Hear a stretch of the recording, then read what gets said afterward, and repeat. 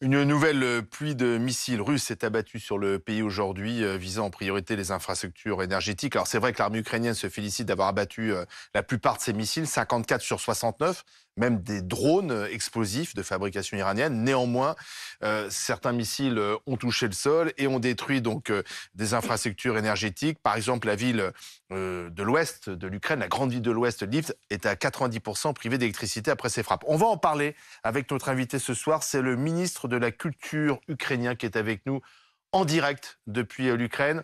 Bonsoir, monsieur Kachenko. Merci d'avoir accepté notre invitation. Comment on vit au quotidien, au sein de la population, ces frappes et surtout les conséquences de ces frappes? C'est-à-dire qu'on vit ensuite dans le noir, concrètement.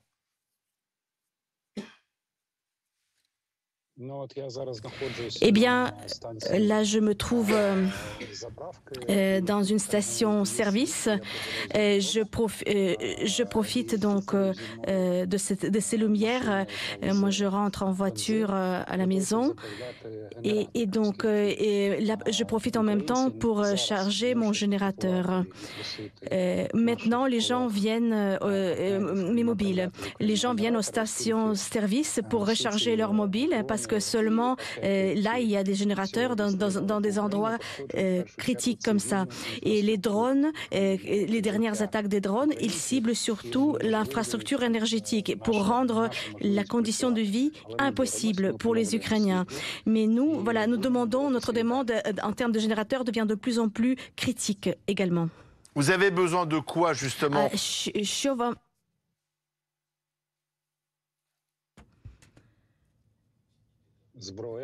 Les armes et maintenant les générateurs, autant que les armes. Mais ça veut dire que la population ukrainienne vit avec, bien sûr, cette menace, se débrouille, c'est l'art de la débrouille. On va dans les stations-service, comme vous le dites, et comme vous le faites ce soir, pour recharger son téléphone portable. On vit avec.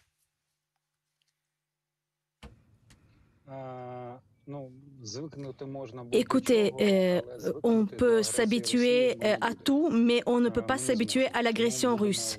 C'est au-delà de notre possible. On va continuer à résister pour notre liberté et pour la liberté en Europe. Malgré tous les obstacles qui nous mettent et malgré toutes ces attaques, nous continuons sur tous les fronts, et notamment sur le front de la culture. Par exemple, nos théâtres continuent de fonctionner. Nous avons envoyé hier, pas plus tard que hier, un générateur pour le théâtre de Kherson. Et vous savez que Kherson, la ville de Kherson qui était libéralement libérée, le théâtre va bientôt rouvrir. C'est un théâtre qui a été quand même attaqué par les Russes. Il y a aussi ces images très fortes du théâtre de Mariupol qu'on va remontrer, totalement détruit. C'est-à-dire que les lieux de culture sont aussi victimes de cette guerre.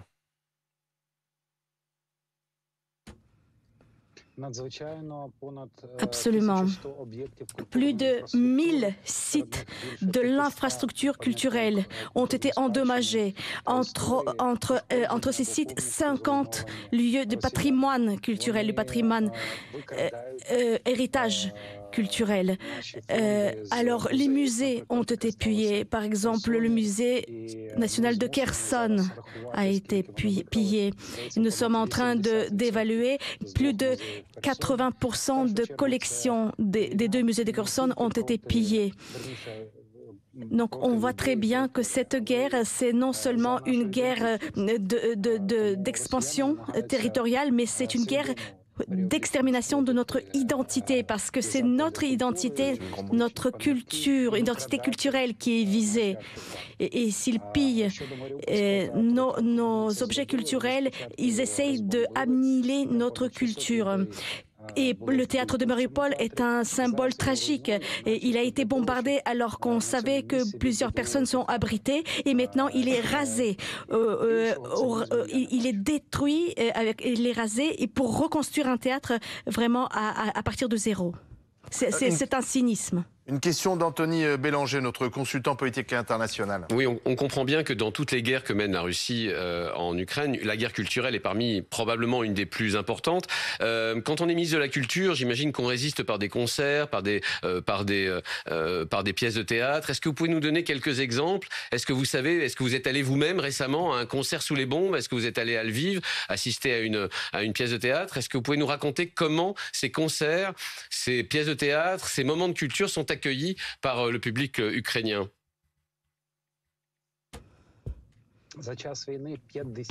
Pendant cette période de guerre, les théâtres ukrainiens ont joué plus de 50 premières.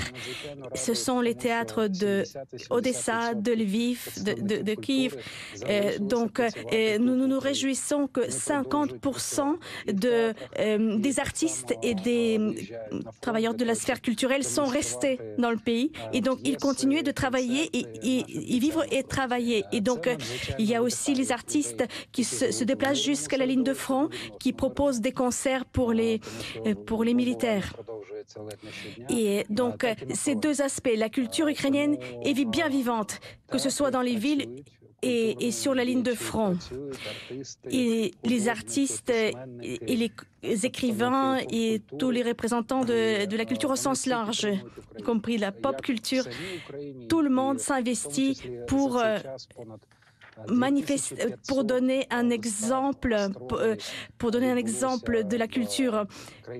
Par exemple, il y a beaucoup de tournées, plus de 190 tournées dans les différentes villes de l'Europe. Et l'Europe qui manifeste un grand intérêt maintenant pour la culture ukrainienne.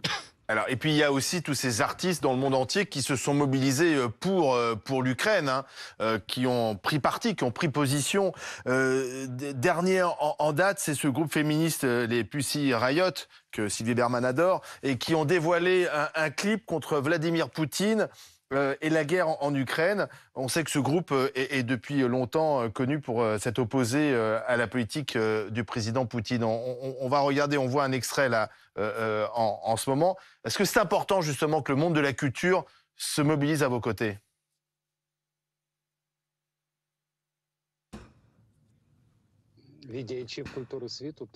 Bien sûr, c'est très important ce soutien. Par contre, je n'ai pas encore vu le nouveau clip de Pussy Riot, donc je ne peux pas le commenter. Il y a pu y avoir des appels au boycott de la culture russe qui ont fait débat en France, en Occident, partout. Certains disant que c'était stupide, qu'on ne pouvait pas rendre les Russes responsables, la culture russe responsable des crimes d'un seul homme ou d'un régime. D'autres pensant que certains de ces acteurs culturels d'aujourd'hui en Russie étaient aussi complices parce qu'ils étaient. Qu'est-ce que vous en pensez? Est-ce que vous avez un point de vue sur ce sujet? Faut-il boycotter la culture russe? En ce qui concerne la collaboration avec nos partenaires occidentaux, un des meilleurs exemples, c'est la tournée de Ukrainian Freedom Orchestra. C'était ensemble avec le théâtre de New York et nous avons mené beaucoup de collaborations. Et je peux donner beaucoup d'autres exemples. En ce qui concerne le boycott, prenons l'exemple Anna Netrebko, la diva de l'opéra russe. Elle a donné des concerts dans le Donbass occupé. Et maintenant, elle a dit juste une petite phrase qu'elle est contre la guerre. Et maintenant, on lui donne accès sur toutes les scènes. Comment on peut considérer cette attitude? Seulement du collaborationnisme pur. Et en fait, en réalité, les collaborateurs de la culture russe sont également coupables. Parce que le fait que déclarer Dostoïevski, Pouchkine comme ambassadeur de la culture russe, et derrière, il y a les chars qui arrivent. Vous avez entendu le directeur de l'Ermitage, du musée de l'Ermitage à Saint-Pétersbourg. Il a dit texto que la culture russe, c'est également une composante de l'opération spéciale en Europe. Malheureusement, dans le contexte actuel, les dirigeants russes considèrent comme une arme dans cette guerre, et c'est une arme. Alors, le gouvernement ukrainien poursuit aussi une communication parfois un peu décalée en détournant des films. La dernière fois, enfin le dernier en date, détournement, c'est le détournement de Die Hard, le film avec Bruce Willis, où on voit que finalement vous êtes en train de vous comparer à Bruce Willis, l'outsider bagarreur qui fait face aux terroristes arrogants. Vous pensez que ça fonctionne, ce type de communication ?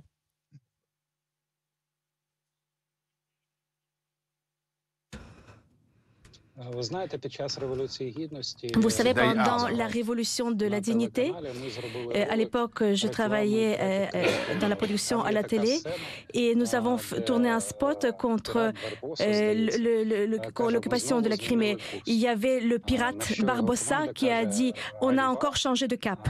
Et l'équipe a dit « oh, quelle honte, quelle honte ».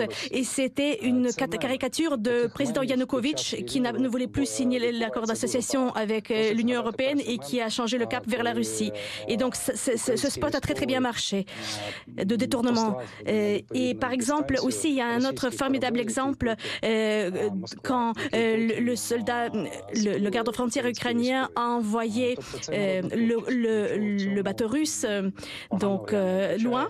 Et ensuite, c'est devenu un spot, presque une devise de la guerre. C'est très créatif et la création aide à résister. Oui, parce qu'en plus, si c'est fait avec humour, Die Hard que vous détournez, ça peut même parfois peut-être paraître choquant pour certains. Est-ce qu'on peut faire des vidéos humoristiques lorsqu'on parle de guerre ? Il